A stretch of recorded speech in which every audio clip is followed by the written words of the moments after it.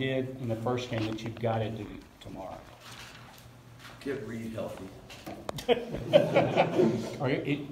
We assume you're not going to have Reed. Ashton kind of mentioned that there might be a possibility. We're going to see what he does today and tomorrow, but I doubt it. But what kids try to do is convince you that they can do this. And my whole thing, this is about the long season, not the short season. And this will be a hard game whether he plays or not.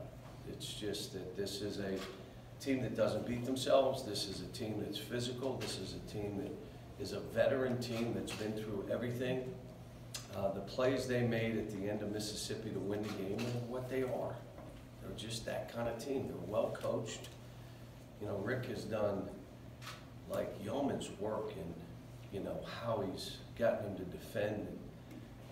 They've added a couple things that I saw today again that we've got to cover with this young team. But the good news is after this game we still have more games. So. How much tougher would it be not having Reed if he's not able to go? How much what? How much tougher? No, well, one guy's misery is another guy's opportunity. So Nick and EJ have a chance to step out. How we play PJ, maybe PJ's got to be the roughhouse guy, and even if Reed does play, how many minutes, I mean, I don't know. I just don't. The injury is a strained knee, but it's still one that, but we'll see. What about Tyler? He tweaked his ankle, I think, in the last game. Yeah, he's fine. I think all your kids and your wife have weighed in on this Coach of the Year list that came out. What? This Coach of the Year list you weren't on, they all weighed in. Look, the people, which one was it? I can't remember. I think I've won the thing 3 times. So it's not like they're against me. I don't know if anybody else has won it 3 times. In the history of the thing, I'm fine. Let me just tell you, those kind of awards go with winning.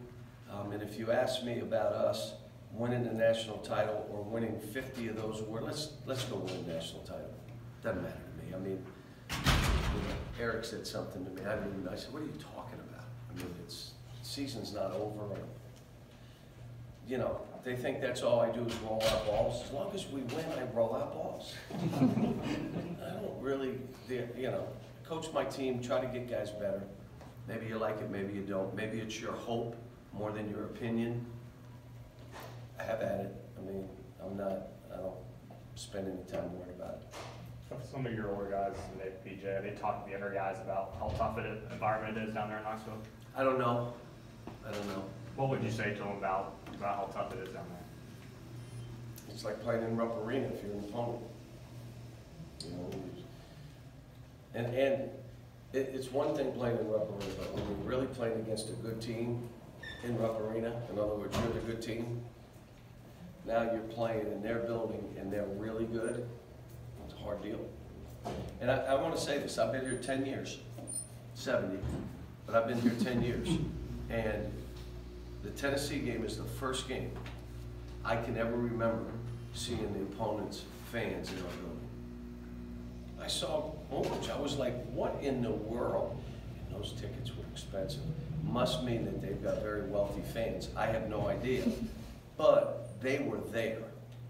Really means that they're into this basketball team. They're into their coach. They're into their players. And I'm happy for them. Rick is a dear friend. I would say, what he's done is to take that thing, and he's a class guy, and he's an unbelievable coach, and he's the whole package. Why do you think you guys were able to dominate them the first time? Because like you say, they're very good, veteran team, don't beat themselves. We made shots, and we rebounded, and so it gave us a chance. And then they missed shots they normally make, which gave it a bulge, and the start of the second half gave us a run. Now, if we didn't have that, instead of it getting to 9 or 10, whatever it got to, you understand that would have been 1 or 2. Now, who knows what would have happened. A year ago, that same game, it went to 1 or 2 and they beat us here. So, you know, we made some shots, they missed some shots. You know, hopefully we create great opportunities for each other, and but it's going to be rough. I mean, you're going to have to make shots with the body on you. If you watch the tape, Reed was unbelievable keeping an eye on Williams defensively. Never really lost him, yet he still blocked shots. Are we capable of doing that with the guys we have? I don't know. We're going to see. John, when everybody talks about Williams and Schofield, but when you look at them, is there a guy that maybe Bone is doesn't get really enough the one. attention? Bone is, in my mind, Williams is obviously player of the year a year ago, possibly again player of the year. Schofield is, you know, he's beat us down, and Bone gives them, they got a couple other shooters, but Bone gives them that attack dog who can run, who defends, who gets his hands on balls. He's really, really good too. I mean, you know, the 8 guys that they play, all can play. There's no, all right, well, let's let that guy alone. No, they all can play.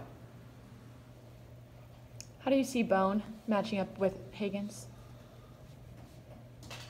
It'll be a good matchup, hopefully. I mean, you know, we just have to have guys that understand that we came in with an unbelievable energy last game. We're going to have to do that.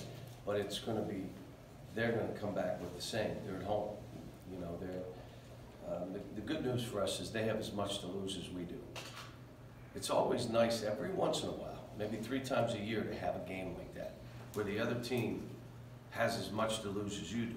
We play games and the other team has nothing to lose. They're launching shots, they're making banks, they're hitting lights, the balls are going in, they're playing, they're back slapping, they're going nuts. It's nice when you play North Carolina, Louisville, or somebody else that has as much to lose as you do. But they're good, and they're a terrific team, so thanks guys.